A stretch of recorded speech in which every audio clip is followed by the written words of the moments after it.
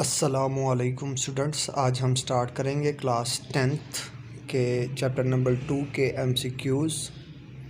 तो मूव करते हैं फर्स्ट एमसीक्यूज़ की तरफ। Identify the activity that is based on personal preferences rather than algorithm logic. कहता है आप वो एक्टिविटी आइडेंटिफाई करें जो आपकी पर्सनल प्रेफरेंसेस हो, यानी आप पर्सनली उसको प्रेफर कर सकते हो, रैदर दैन एल्गोरिथम लॉजिक, यानी उस पर कोई एल्गोरिथम लॉजिक ना हो। ठीक है, तो इसका करेक्ट ऑप्शन है आंसर बी। ठीक है, जो क्या है, deciding what to eat for dinner, कि आप क्या खाना चाहते हैं, ये डिसाइड करेंगे कि what to eat for dinner, क्योंकि ये एल्गोरिथम लॉजिक यानी ये वो पॉइंट है जो लॉजिक पर डिपेंड नहीं करता। ठीक है, तो इसलिए ये करेक्ट ऑप्शन है। इसको एक्सप्लेन करते हैं। कहता है algorithm logic involve a set of well defined step to solve a problem. Algorithm logic होता क्या है, वो ये होता है कि आप स्टेप बाय स्टेप क्या करते हैं, किसी प्रॉब्लम को सोल्व करते हैं। तो इसके अलावा जितने भी उसने पॉइंट दिए हैं वो स्टेप बाय स्टेप सोल्व हो सकते हैं। Deciding what to eat for dinner, जबकि आप ये डिसाइड करना है आपने कि आपने डिनर में क्या खाना है, in subjective and depend on individual. तो ये लोगों पर डिपेंड करता है कि उनका टेस्ट क्या है, उनका मूड क्या है, अवेलेबल ऑप्शन क्या है, which are not govern by a fix algorithm. तो ये फिक्स एल्गोरिथम नहीं है। Sorting number, determine prime number and calculating square roots are involved specific repeatable algorithmic procedure। जैसा कि आपके नंबर्स पर आपने सॉर्टिंग करनी है या प्राइम नंबर्स पर या कैलकुलेटिंग करनी है, तो ये सारे प्रोसीजर जो होते हैं वो एल्गोरिथम प्रोसीजर होते हैं। जबकि ये वाला जो मेथड है deciding what to eat for dinner, ये आपका जो है ये एल्गोरिथम प्रोसेस नहीं है, बल्कि ये क्या पर्सनल प्रेफरेंसेस हैं। मूव करते हैं सेकंड एमसीक्यूज़ की तरफ। Counting principle problem could easily be understand use of. क्या जो काउंटिंग प्रॉब्लम होता है वो आसानी से अंडरस्टैंड किया जा सकता है और यूज़ किया जा सकता है। तो इसका आंसर है ट्री रिप्रेजेंटेशन।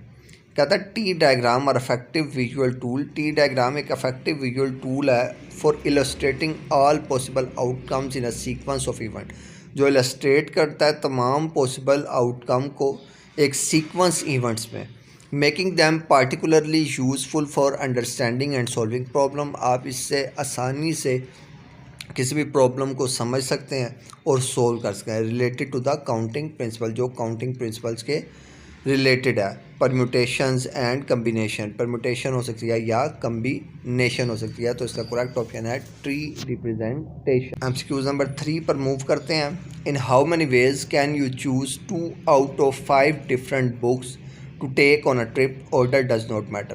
कि आप कैसे चूज़ कर सकते हैं कि 5 में से आपने 2 बुक्स लेके जानी है, और तो कौन सी 2 बुक आप लेके जाएंगे, ऑर्डर इस पर मेंशन नहीं है, यानी ऑर्डर डिसाइड नहीं करना। तो इसका करेक्ट ऑप्शन है 10।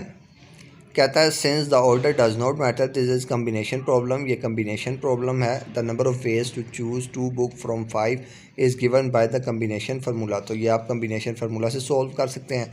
कम्बिनेशन फार्मूला आपको दिया हुआ है n iota divided by k iota n minus k into whole iota, where n equal to 5 and k equal to 2। तो आप इसको सोल्व करेंगे तो आपके पास 10 आपका आंसर आएगा। मूव करते हैं एमसीक्यूज नंबर 4 की तरफ। A committee of 3 members is to be selected from a group of 8 people. कहता है एक कमेटी है 3 लोगों की जो सिलेक्ट की गई है, group of 8 people. How many different committee can be form. तो आप कितनी कमेटीज़ बना सकते हैं, आपने बताना है कि 3 लोगों की कमेटी है, ठीक है, जिसमें 8 ग्रुप हैं, तो वो कितनी कमेटीज़ बनाएंगी। ठीक है, तो इसका करेक्ट ऑप्शन है आंसर ए, ठीक है, जो कि 56 है। ये भी बिल्कुल कम्बिनेशन फार्मूले से ही होगा, ये कम्बिनेशन प्रॉब्लम है। ठीक है, तो इसको भी आप सिंपल उसी फार्मूले से सोल्व करेंगे। सेम यही फार्मूला है जो आपको यहाँ इसने लिख के दिया है कि n into n iota into k iota n minus k iota. तो आप इसको सोल्व करेंगे। मैं आपको बता देता हूँ इसमें भी सोल्यूशन कैसे हुई है और उसमें भी सोल्यूशन कैसे हुई है। तो 5 आयोटा, ठीक है, फिर उसके बाद 2 आयोटा और 5 माइनस 2 करेंगे तो आप 3 आयोटा रह जाएगा। तो 5 आयोटा बाई 2 आयोटा और 3 आयोटा। और 5 आयोटा को आप सोल्व करें तो 5 multiply 4 multiply 3 multiply 2 multiply by 1।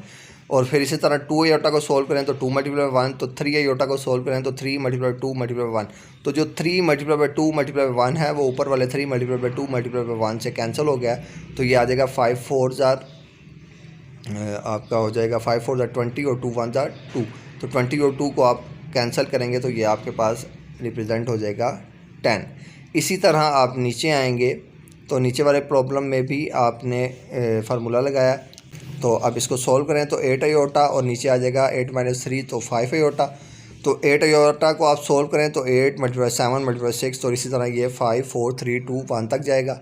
इसी तरह 3 आयोटा को सॉल्व करें तो ये 3 से रिप्रेजेंट होगा 1 तक, जबकि 8 में से जो आपने 3 रह गया वो 5 आयोटा है। जब 5 को आप लिखेंगे तो वो 5 ऊपर वाले 5 आयोटा से कैंसिल हो जाएगा, तो आपके पास रिमेनिंग जो आंसर बचेगा वो 56 होगा। 5 MCQs है जी। You have 5 different shirts and 4 different pants. आपके पास 5 डिफरेंट शर्ट्स हैं और 4 डिफरेंट पैंट्स हैं। How many different outfits can you make, तो आप उससे कितने आउटफिट्स बना सकते हैं। Choosing 1 shirt and 1 pair of pant, एक शर्ट और एक पैंट के, ठीक है। तो इसका करेक्ट ऑप्शन है आंसर बी जो कि 20 है। ये सिंपल सी आपकी प्रॉब्लम है, आप इसको मल्टीप्लिकेशन से सॉल्व कर सकते हैं। This is the basic application of the multiplication principle to find the total number of outfits multiply the numbers of choices for shirts by the number of choices for pant. तो आप multiply करेंगे तो आपके पास simply आपके पास outfits आ जाएंगी। 5 multiply 4 तो ये 20 आपकी आउटफिट्स बनेंगी। फिर उसके बाद in how many ways can you select 3 different fruit from a basket of 7 different fruit, does order does not matter. अच्छा, ये भी अब आपका कम्बिनेशन प्रॉब्लम है कि आपके पास आप कितने तरीक़ों से 3 डिफरेंट फ्रूट्स को 7 बास्केट में क्या कर सकते हैं, फिट कर सकते हैं। तो इसका करेक्ट ऑप्शन है आंसर 35 जो कि ए है। तो इसको भी आपने कम्बिनेशन फार्मूले से लिखा है, n iota divided by k iota n minus k iota whole, और फिर इसको सोल्व किया है कम्बिनेशन फार्मूले का, तो आपके पास रिज़ल्ट जो आएगा वो 35 है। The pigeon hole principle state that if more item are place into container than the number of container than. अगर पिजन होल फार्मूले के मुताबिक अगर आप किसी कंटेनर के अंदर उसकी जगह से ज़्यादा चीज़ें ऐड कर दें तो फिर क्या होगा। तो आपको याद होगा आपने पिजन होल फार्मूला या प्रिंसिपल पढ़ा था, उसमें क्या था, at least once container must hold more than 1 item.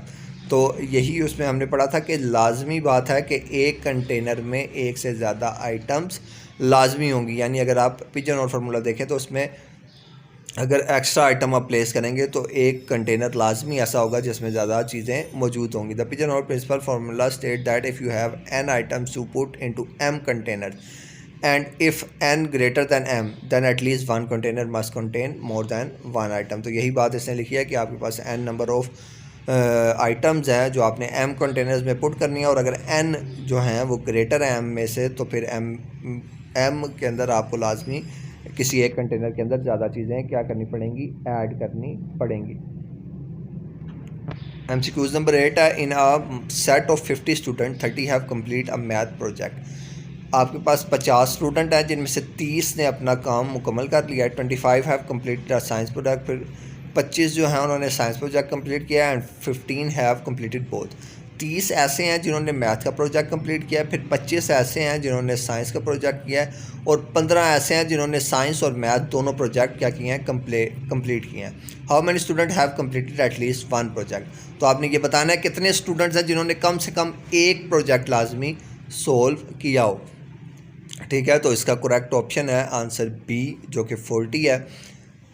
इसको सोल्व कैसे किया गया, this can be solve using the principles of inclusion exclusion for 2। आप पढ़ चुके होंगे बुक के अंदर, इंक्लूजन और एक्सक्लूजन प्रिंसिपल से इसको सोल्व किया गया। आप यूनियन लेंगे पहले, ए यूनियन बी, ठीक है, ए और बी का यूनियन लेंगे और उसको माइनस करेंगे ए इंटरसेक्शन बी से, ठीक है। इसको कैसे सोल्व करना है, मैथ प्रोजेक्ट 30 स्टूडेंट से, तो 30 प्लस साइंस प्रोजेक्ट के 25 स्टूडेंट्स हैं, 30 और 25 को आप ऐड करें, ठीक है, तो ये तकरीबन 55 बन जाएंगे। And A union B both project, तो बोथ प्रोजेक्ट के 15 थे तो 15 आप माइनस कर देंगे, तो आपके पास जो रिमेनिंग बचेगा वो 40 स्टूडेंट्स बनेंगे जिन्होंने एटलीस्ट 1 प्रोजेक्ट को क्या किया है, कंप्लीट किया है। तो ये आपका करेक्ट आंसर है। कहता है which property of an algorithm ensure that it produce at least one output after the calculation. वो कौन सी प्रॉपर्टी है एल्गोरिथम की जिसमें इंश्योर किया जाता है कि कम से कम एक आउटपुट लाजमी कैलकुलेशंस होंगी। तो आंसर बी इसका आउटपुट है। An algorithm must produce at least one output. Algorithm लाजमी एक आउटपुट प्रोड्यूस करता है विच इज़ रिजल्ट और अ set of result that relate the problem being solved. जो रिजल्ट होता है या सेट ऑफ रिजल्ट्स होते हैं जो आपको बताते हैं प्रॉब्लम सोल्यूशन के बारे में। Input refer to the data provide to the algorithm. Input refer करता है कि आपने कौन सा डाटा प्रोवाइड किया है एल्गोरिथम को। डिफिनाइटनेस means each step is preciously defined। डेफिनाइटनेस का मतलब है कि आपने हर स्टेप को प्रॉपर डिफाइन किया है। And finiteness means the algorithm terminates. और फाइनाइटनेस का मतलब यह है कि एल्गोरिथम क्या हो गया यहाँ पर टर्मिनेट हो गया after a finite number of step, एक फाइनाइट नंबर ऑफ स्टेप के बाद। लास्ट MCQs है आपका MCQs number 10। Which property ensure that an algorithm will eventually end after a finite number of steps। कहता है कौन सी प्रॉपर्टी इंश्योर करती है कि एल्गोरिथम आपका कंप्लीट करता है एक फाइनाइट नंबर ऑफ स्टेप्स। अभी ऊपर भी हमने डिस्कस किया है। तो finiteness is a crucial property of an algorithm meaning that it must terminate after a finite number of step. के जो आपका फाइनाइटनेस है वो लाजमी या आपको रिप्रेजेंट करता है कि आपका एल्गोरिथम टर्मिनेट होगा फाइनाइट नंबर ऑफ स्टेप्स के बाद। This prevent infinite loop ensure a solution is reach. तो इसका मतलब यह है कि इनफाइनाइट लूप का मतलब क्या होता है कि ये लाजमी इंश्योर करता है कि आप सोल्यूशन तक पहुँचेंगे। उम्मीद करता हूँ आपको ये 10 के 10 MCQ समझ आ गए होंगे। अगर किसी बच्चे को किसी भी MCQs में कोई प्रॉब्लम है तो वो मुझे कमेंट सेक्शन में पूछ सकता है। मिलते हैं नई वीडियो में, तब तक के लिए अल्लाह हाफिज़।